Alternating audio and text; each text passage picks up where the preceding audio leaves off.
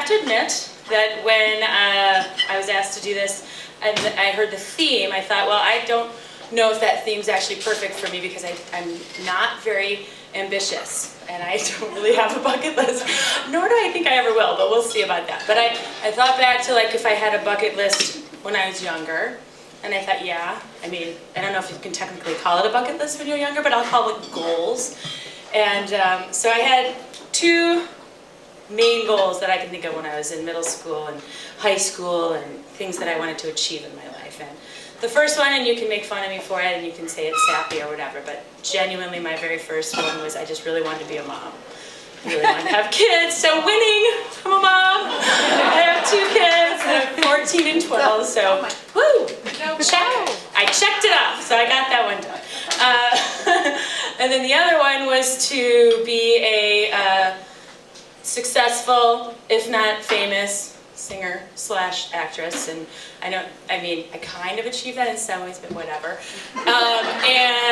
So anyway, I would come home every day after school. I'd come home and I'd say hi to my mom and I'd have my snacks, and then I would sit down at the piano. That was kind of like my zen time, and I would just jam, for like an hour at least, sometimes like 2 hours. And my mom used to call it like her concert because I would just sit in the living room and play. And I had 3-ring binder, 2 actually, binders full of women, but not binders full of pop songs. A through, like G, and then the rest of the second half of the alphabet.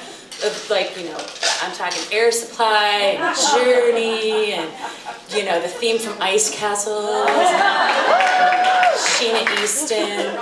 It was very like, for your eyes only can see me through the night. Oh, I can't even hit that note. The little notes, the little high notes. And you had to close your eyes, because that's how teenagers sing, man. You gotta close your eyes, because you feel it.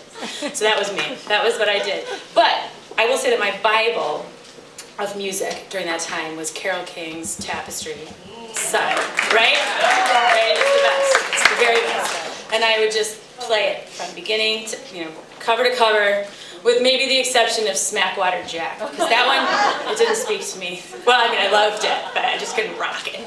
But I could rock the rest of it, and I would just sing it from beginning to end. And my sister would always say to me, I think that you're going down the wrong track here. I think that you need to not be a musical theater star. You need to be the next Carole King.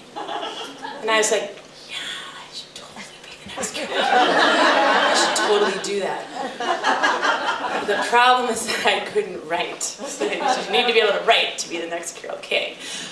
Unless I could get Carole King to actually write for me, then it might have actually worked, actually. If Carole King could have written for me, this could have been a whole different life for me.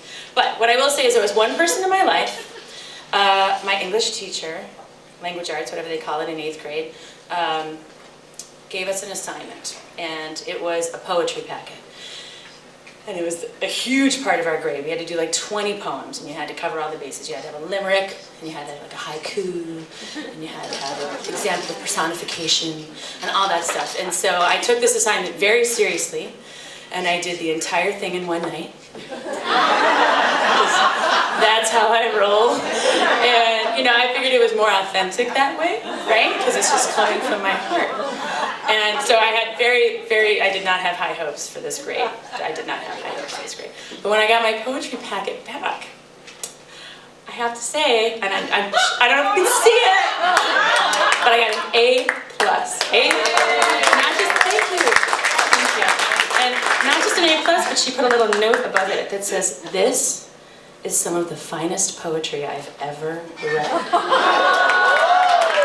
It's here in red teacher ink. I swear to God. And so,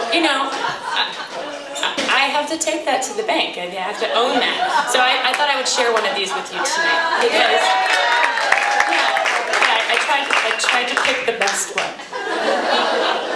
It's called The Search. Walking silently, a snowflake in a forest of warmth. A unicorn hangs its head in sorrow.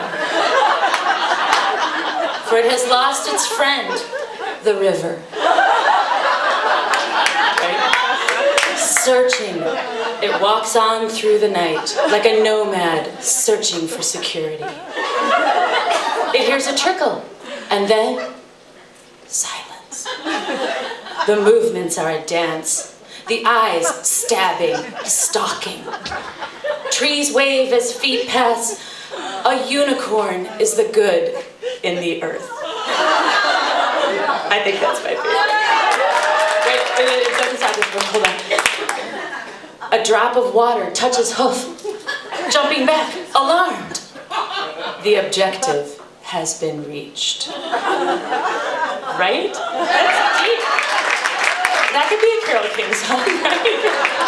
No, yeah, I didn't quit my day job, so you can find me at the Noodle and say hi, and thank you for listening.